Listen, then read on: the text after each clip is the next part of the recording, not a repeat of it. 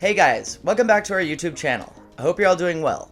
So in today's video, we'll discuss the top 6 best artist laptops 2022 for digital art. All the product links are given in the description video below. So without further ado, let's jump straight into the video. Dell XPS 179710. The XPS 17 has a 17-inch display with a 16:10 aspect ratio, which means it's taller and more square than a 16:9 widescreen. It also has about 25% more display space than a typical 15.6-inch laptop, which makes viewing two documents side by side accessible. Snapping a program window to each corner, such that 4 are visible at once, is viable with some applications. The silver minimalist exterior, adorned only by a subtle Dell logo, is elegant and refined. Inside, you'll find Dell's signature carbon fiber weave in full force. It appeared on the original XPS 13 over 6 years ago, yet it still stands out from competing laptops. The XPS 17's interior looks high-end and has a soft, warm feel that's more pleasant than the cold, sterile interior of Apple's MacBook Pro line. Despite its size, the Dell XPS 17 doesn't try to squeeze a numpad along the keyboard. It delivers a spacious, comfortable, center-aligned keyboard and touchpad. This is the best layout for most people. It feels familiar and doesn't force Dell to downsize or relocate keys. Not to mention, typing feels terrific.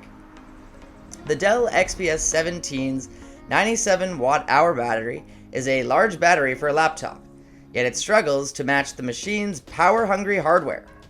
However, its performance doesn't stand out from the crowd. The same applies to battery life. Many owners won't notice the XPS 17's limits, but they're noticeable when you push the laptop hard. Dell's pricing makes that a problem. HP Envy X360. Besides filling the gap between the flagship Spectre and thrifty Pavilion series, HP says its Envy label targets creative users. You can pick an Envy X360 15 with either Intel or AMD under the hood, but only Core i7 1165G7 models starting at $1,009.99 are available with discrete Nvidia GeForce MX450 instead of integrated graphics and a 4K AMOLED screen in place of a 1920 by 1080 pixel panel. Sticking with the AMD versions here, the $699.99 base model combines a Ryzen 5 5500U chip with an 8GB of memory, a 256GB solid-state drive, and a rather dim 250 nit touchscreen. Our $999.99 test unit steps up to the 8-core 1.8 GHz 4.3 GHz turbo Ryzen 7 5700U, 16GB of RAM, a 512GB NVMe SSD, and a brighter 400 nit IPS touch display with the exact full HD resolution backed by AMD Radeon integrated graphics. The webcam lacks support for face recognition, but there's a Windows Hello compatible fingerprint reader, so you needn't type passwords. The bezels around the Gorilla Glass screen are slim. HP claims an 89% screen-to-body ratio. The usual 2 hinges let you flip and fold the display from laptop to tray table tent mode, presentation or kiosk-friendly easel mode, or tablet mode with the screen and keyboard back-to-back. The Envy measures 0.72 by 14.1 by 9 inches, negligibly smaller than 2 other 15.6-inch convertibles. The Lenovo Yoga C740 0.72 by 14.1 by 9.3 inches, and Dell Inspiron 15 7000 2-in-1 0.71 by 14 by 9.4 inches. It weighs 4.11 pounds to their 4.2 apiece, but you can't tell the difference without a butcher's scale. The laptop has 3 USB 3.2 Gen 2 10GB per second ports, a Type A port on either side. The one that's on the left is always on for charging a smartphone, and a Type-C port on the left. The left edge also holds an HDMI video output and an audio jack, while an SD card slot and the AC adapter connector decorate the right. Lenovo Flex 5 touchscreen. Nothing unique or flashy about the IdeaPad Flex 5's design, but it certainly doesn't look bad. It's actually pretty stylish, with its charcoal gray metal coating on the front, with the Lenovo logo inlaid on the top right corner.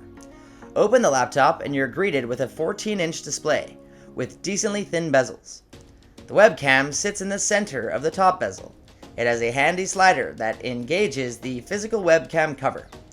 Covering the deck is a pleasant, soft-touch plastic coating that makes for a comfortable typing experience. The keyboard is set between two front-facing speakers.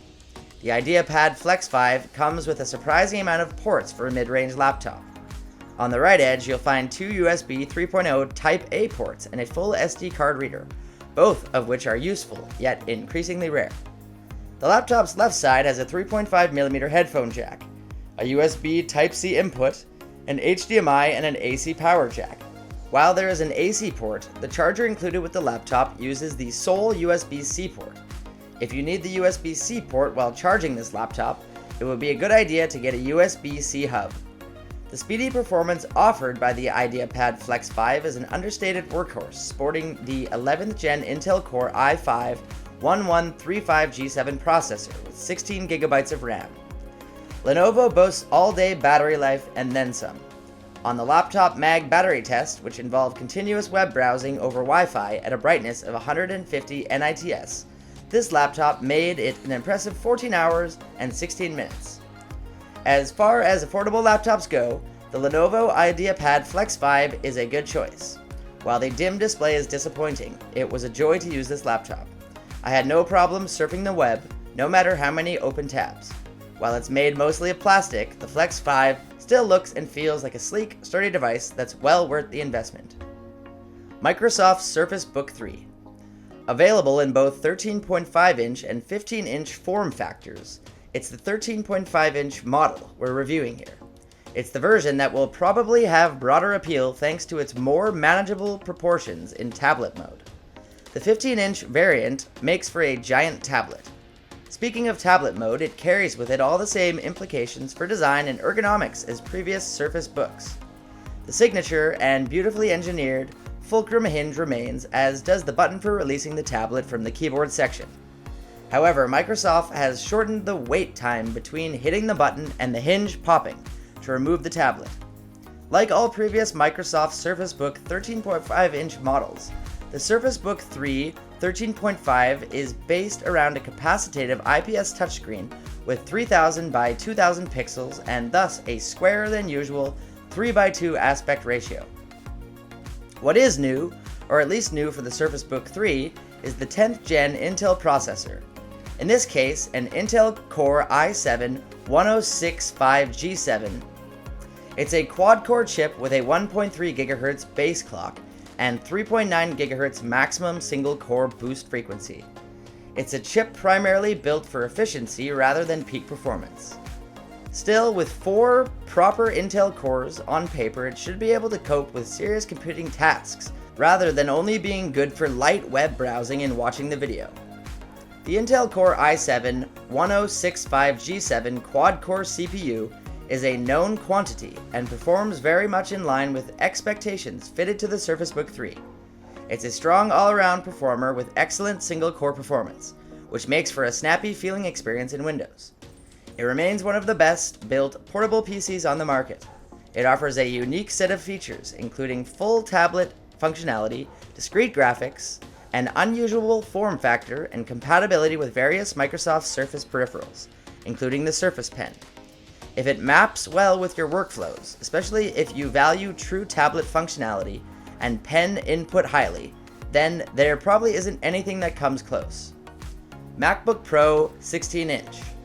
This larger size of the new MacBook Pro model offers all the same advantages as the new MacBook Pro 14-inch, 2021, including the option of extraordinarily powerful M1 Pro and M1 Max processors, up to 64 GB of memory, up to 8 TB of storage, a more comprehensive array of ports than its predecessor, and a mini LED True HDR display. Compared to the 16-inch Intel-based MacBook Pro it replaces, you get a huge increase in performance in just about any way you'd care to mention, plus a larger 16.2 inches up from precisely 16 inches, screen with a higher resolution and 1600 nit peak brightness for HDR movies/apps, and it's effectively the same size, though the new design doesn't have the curved edges to hide its thickness.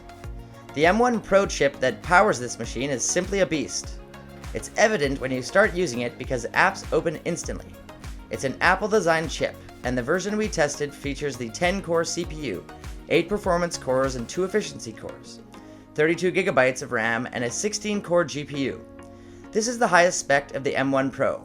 To go beyond that, you'd need the M1 Max instead. One of the new MacBook Pro's crown jewels is its new mini LED display.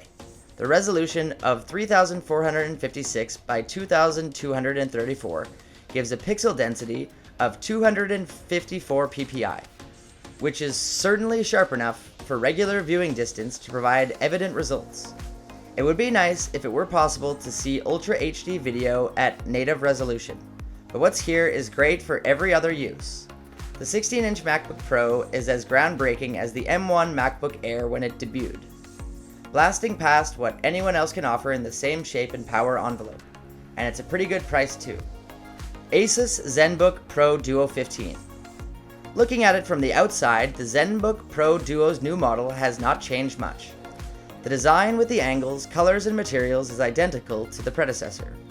We like the look of the laptop. It also appears thinner than it really is, thanks to the tapered base unit. The lid with the characteristic concentric circles is once again very prone to fingerprints. The position of the fan opening changed a bit. There are still 2 large openings at the sides, but instead of the upper edge of the secondary screen, there are now fan exhausts at the rear of the base unit itself. A maintenance hatch is not included, but the bottom panel can be easily removed. The 4K touchscreen is again powered by Samsung, but the panel ID has changed. As usual, we can detect PWM at 60 Hz when the brightness is at 81% or lower for OLEDs. If you have problems with PWM flickering, you have to expect limitations. ASUS implements a tool called OLED Care with several to ensure that static images are not shown too long and do not burn into the display. In addition to shifting pixels, it can automatically fade out the Windows taskbar. The speakers of the ZenBook Pro Duo 15 create a rich sound. They are enjoyable during media playback, but could be a bit louder. There is no dedicated subwoofer, so the system lacks bass. Still, the system is well suited for background music or video playback. The additional display is obviously the most noticeable aspect of the ZenBook Pro Duo 15. ASUS improved the implementation of the new UX582 model with a different hinge mechanism. The Screen Pad Plus is now slightly tilted towards the user, which works well in practice. Whether you need an extra screen obviously depends on your personal usage scenario. Thank you for watching. If you like this video and want to hear more from us, please subscribe to our channel and hit the bell icon to get notified of our new videos.